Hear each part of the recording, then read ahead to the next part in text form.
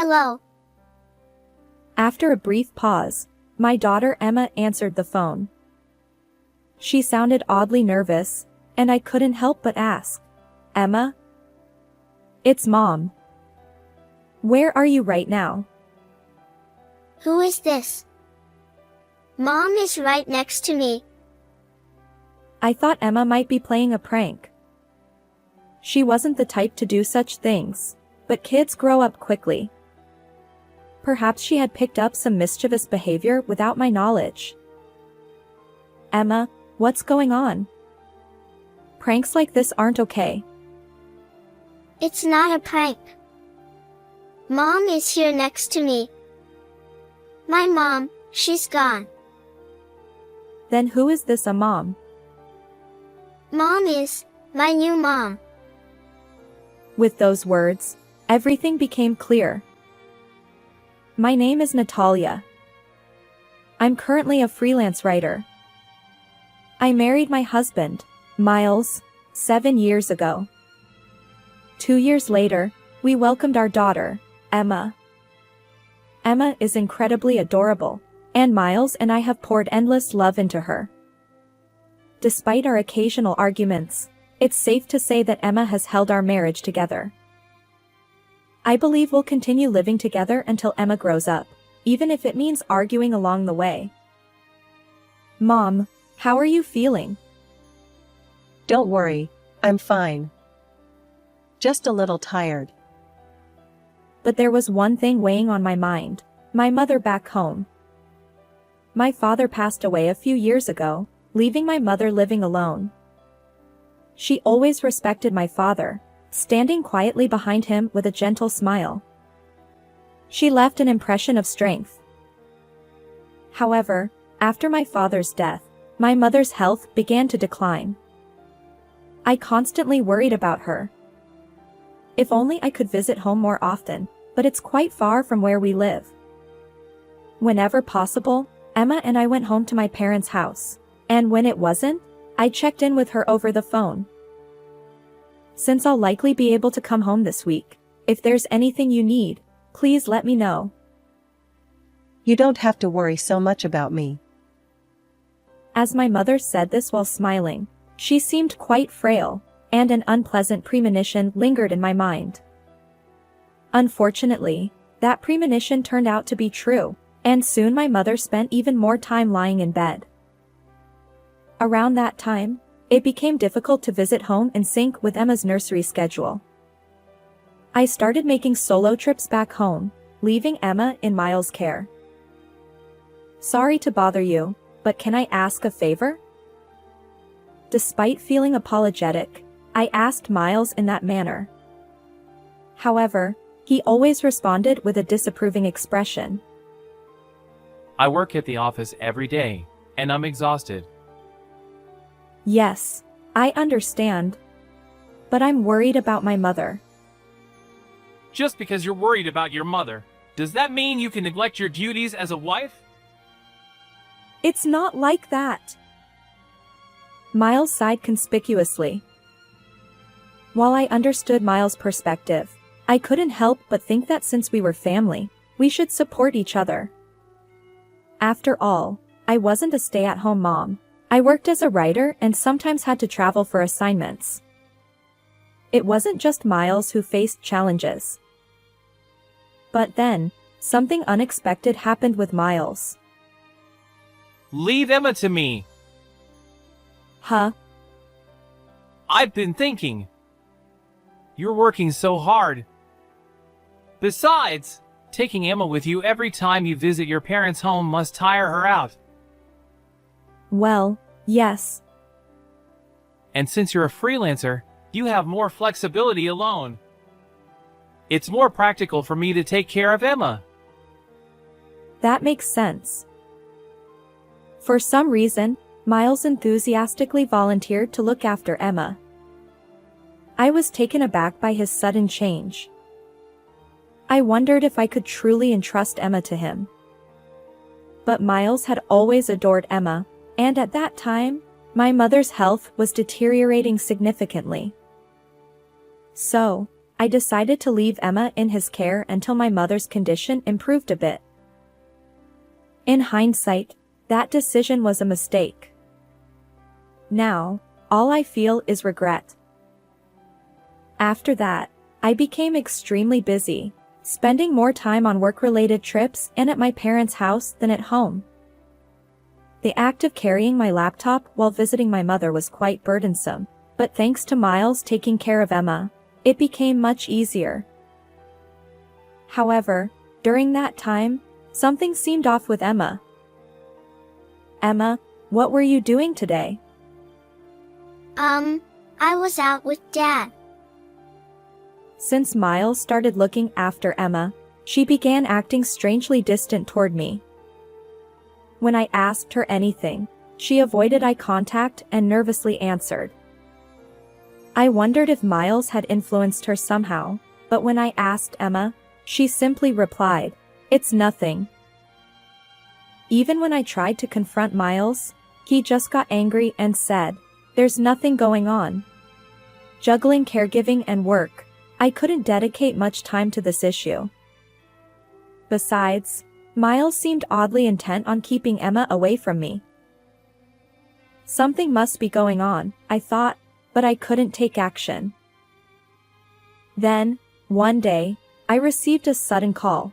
My mother had collapsed. It was a stroke. Ironically, it happened the day after I returned home from visiting my mother. I rushed back to her house. Fortunately, someone saw my mother collapse in a public place, and she was quickly taken to the hospital. Unfortunately, the damage was severe, and she passed away. I stayed at my parents' house, handling various arrangements.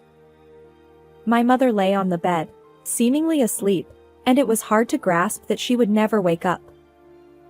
But the reality was that she was gone, and time moved forward regardless of my feelings. When everything was prepared, I contacted Miles to attend the funeral. Can I skip it? What? I have an important job the next day. It's a family funeral. Can't you take a day off if you explain the reason? She wasn't my parent. Why would you say that? You're so annoying. Fine, I'll go on the day of the funeral. After Miles hung up, I sat there, a mix of anger and disbelief. Even with a busy job, isn't it natural to be there for family during times of sorrow? Miles had hesitated even about attending the funeral. Naturally, Miles didn't help with the preparations. Instead, my aunt and her daughter and her husband volunteered to assist on the day of the funeral. There were many things I didn't understand, and I would have been lost on my own. Thanks to them, I managed to complete all the arrangements, but I felt utterly exhausted. I'm incredibly grateful to my aunt's daughter and her husband, even though they were practically strangers. As for Miles, he arrived just in the nick of time for the funeral and left immediately afterward. Whenever relatives asked about him, I'd vaguely smile and say, "He's a busy person." After the funeral, I planned to return home right away. I felt I needed to resolve things with Miles. However, there were numerous tasks related to my mother's inheritance and changing the property title. Ultimately, I couldn't return home for several days. When I finally got back home, I couldn't believe my eyes. What? My house, which I hadn't visited in a while, felt eerily empty. It seemed like no one had been there for quite some time. I checked inside, and to my surprise, all of Miles' belongings and household items were gone. What is going on? I searched every room. Emma's belongings were also missing. Panicking, I contacted Emma. I had given Emma a child-friendly smartphone. I had reservations about letting a 5-year-old have a phone, but as a freelance writer, I occasionally traveled for interviews. Miles also worked, leaving Emma alone at times. Having a means of communication was essential in case of emergencies. So, Emma had her own smartphone. Hello. After a few rings, Emma answered the phone. She sounded oddly nervous, and I couldn't help but ask, "Emma?" "It's Mom." "Where are you right now?" Who is this? Mom is right next to me. "Huh?" I thought Emma might be playing a prank. She wasn't the type to do such things, but kids grow up quickly. Perhaps she had picked up some mischievous behavior without my knowledge. "Emma, what's wrong? Pranks like this aren't okay." It's not a prank. Mom is right next to me.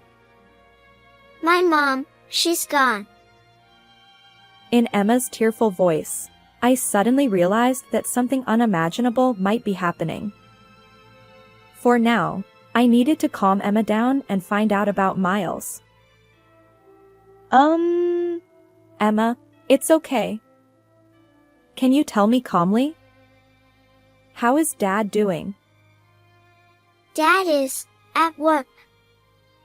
He's working for Mom and me. Then who is this a mom? Mom is my new mom.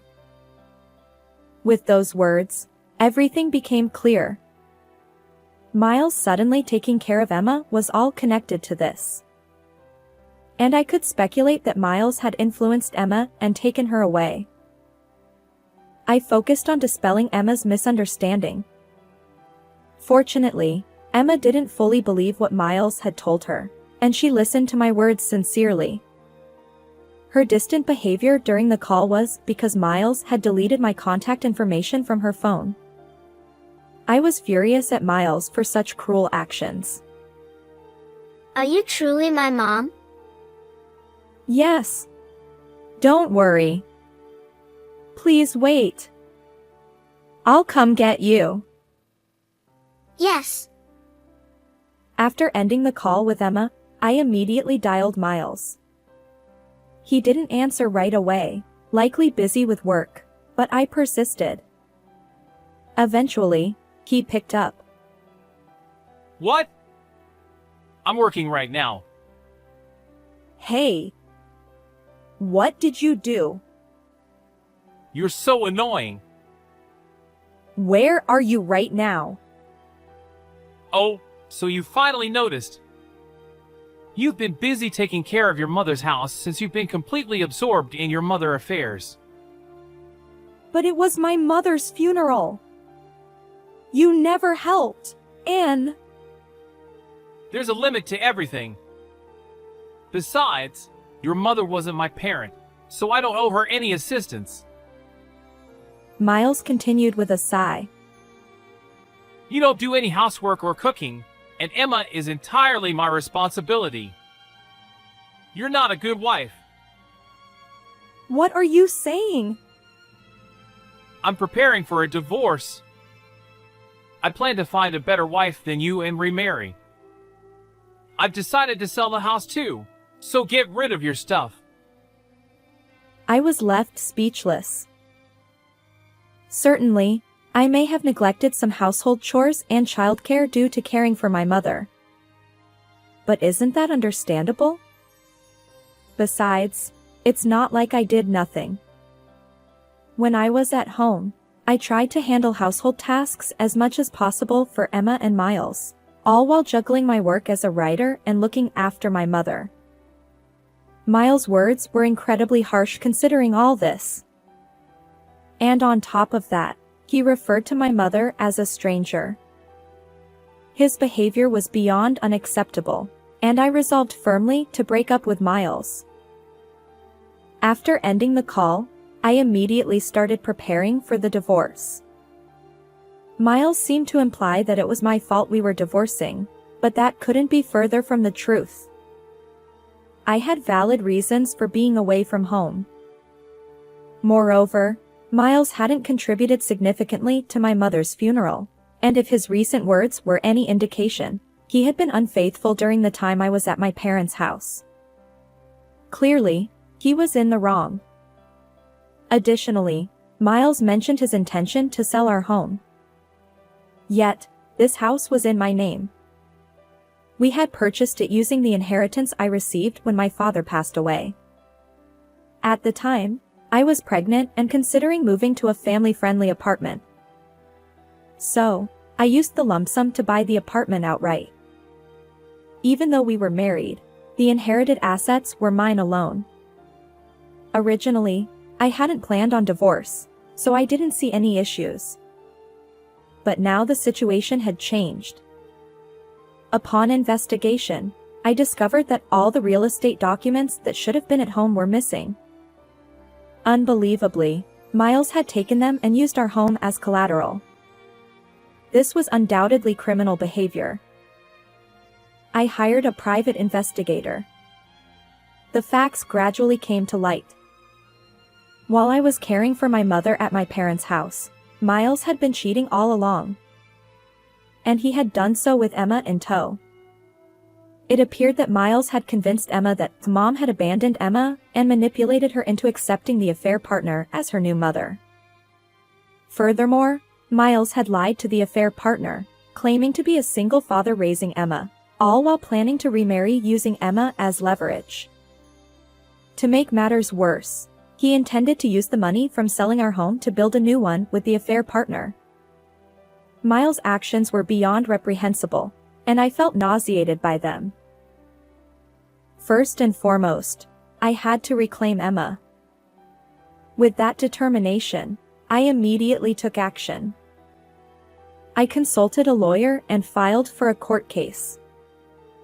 During the trial, Miles was quite reluctant to relinquish custody of Emma to me. I have more financial stability. Well, I earn enough to provide for Emma comfortably. Our discussions reached an impasse. However, Emma's words became the decisive factor. I want to live with Mom. Respecting Emma's wishes, I gained custody, and we proceeded with the divorce. At that time, I decided to claim compensation for the affair-related emotional distress and child support. Wait a minute! What does this mean? By initiating the legal proceedings, Miles was exposed for not having divorced as he claimed. Consequently, the affair partner also accused him of fraud and demanded compensation. As a result, Miles now struggles financially due to payments for emotional distress to me and child support, as well as compensation to the affair partner. Currently, he supplements his income from his main job with late-night part-time work, barely making ends meet. It's entirely his own doing. On the other hand, Emma and I moved to a location near elementary and middle schools, close to the train station. I considered Emma's growth process in our decision. Fortunately, besides the compensation and child support, I have my mother's inheritance and earnings from my writing. I won't face any difficulties until Emma reaches adulthood. I regret trusting Miles and allowing Emma to experience such unpleasant memories. Moving forward, I hope we can create happy moments together. How did you like this story? If you enjoyed it, consider subscribing to my channel. See you in the next video.